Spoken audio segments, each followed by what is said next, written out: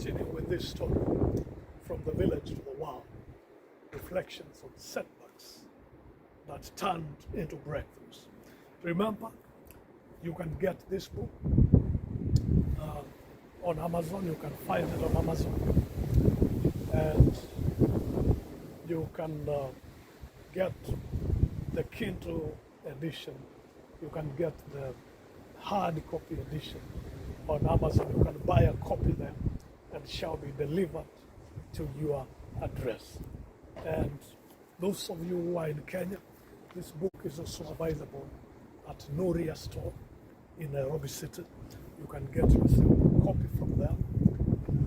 It's a message of hope, a very inspiring piece of information, which I would encourage every one of you to have a look at. I will just summarize the first two chapters. It's basically, first two chapters of my book entitled From the Village to the World, Reflections on Setbacks that Turned into Breakthroughs. Look, the first two chapters is basically the story of how I grew up in the village and the challenges that I came across. And I will state there how we relied on rain-fed agriculture in the village, subsistent farming in the village, at a place where the rain patterns are unpredictable. So that means that you do not have any food security. It means that you are relying on unpredictable rainfalls. So therefore, that makes life quite a challenge. It says here that the beauty and ugliness of rural life in Kamban's village are still very vivid in my memory. Life was slow and activities were repetitious. Apart from school, other activities that would keep boys busy included the responsibility of attending to family livestock. And I narrate my village life there, how we swam in streams, in the ponds by the streams, in the afternoons after school, how we would be sent home for school fees for as little as 25 Kenya shillings for having not paid. And I explained there how life was in primary school, in the village, and how by God's grace, in such difficult circumstances, I was able to work hard in my studies, and I managed to always be at the top of the class. And I mentioned here that during our holidays, I used to find my way to school during holidays for private studies. And because I didn't want a lot of publicity, I used to use some strange routes through farms, coffee farms, and find my way in the school where I would conduct my private studies. Our classes then did not have any lockable doors, so I could easily access them. And I remember how it was very easy to carry out personal studies because I would pretend to be a teacher, and I would use chalk on the blackboard, and I would write as if I'm teaching a lesson. If it's mathematics, I would pretend that I was teaching a class. And by so doing, I was able to capture whatever concept I was trying to go through, and it really helped me because I did very well in my studies. Now in the Kenya Certificate of Education, 2004, I did very well. But I had to repeat class 8 because my father did not have enough fees or funds to take me to high school. Considering that most of my siblings were also in high school then, so I had to repeat class 8, not because I had failed, but just to create some time to see whether I would manage to get a scholarship to Starehe Boys Center.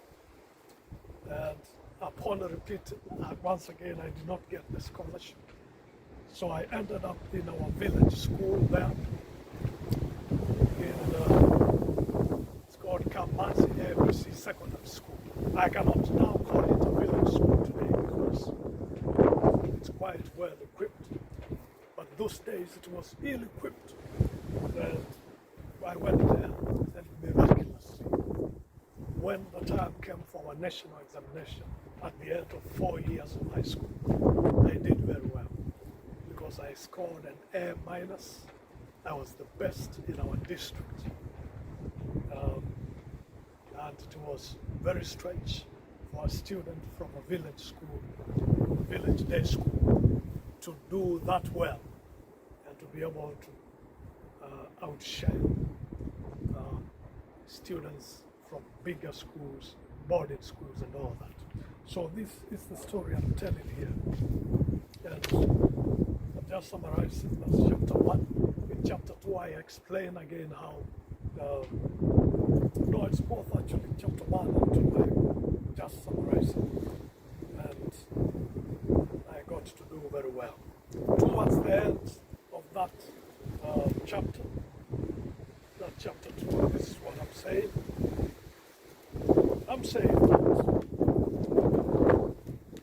at the end I did well and I was admitted. You know, I was called to join the University of Nairobi, where I would later study economics. But what am I saying here? I'm saying that the setbacks of poverty and lack of school fees did not cripple me. They did not cripple me in such a manner that I did not still proceed. They were just seasonal impediments in my journey to the next level. And what I'm saying in these 2 chapters is that setbacks will come in life, but they are not meant to cripple us. We can always defeat them. We can always overcome them. Look, and I say again that instead of belittling my victory, these challenges that I had gone through amplified my victory in such a way that my success story in examinations, my examination success story was published in a national newspaper, and I would later participate in TV interviews to tell the story. And you realize that because of the magnitude of the challenges that I met, my story now was published in a national newspaper. So what I'm saying here is that the intensity of the challenge, the intensity of the obstacles that are coming before you is supposed to give you an idea of how big the victory shall be. The intensity or the fierceness of the battle is supposed to give you an idea of how big, momentous the victory shall be. Your setback and your seeming defeat are not the final verdict of how your story should end. It is an opportunity for breakthrough. It should serve as a platform for your greatest victory yet. You can convert your setbacks and failures to breakthroughs through God's help. In the next chapter, that is chapter 3, I will discuss the inevitability of setbacks, failures, and brokenness in life. We will see that in the next chapter. And we continue with this story from the village to the world. Reflections on setbacks that turned into breakthroughs. Remember, you can get this book on Amazon. You can find it on Amazon. And you can get the Kindle edition. You can get the hard copy edition on Amazon. You can buy a copy there and it shall be delivered to your address. And those of you who are in Kenya, this book is also available at Nuria store in Nairobi City. You can get yourself a copy from there.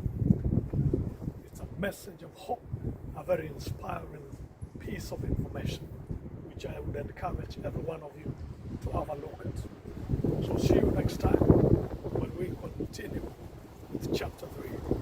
God bless you richly, and I pray that God will help you to convert challenges and setbacks into opportunities and platforms for breakthrough.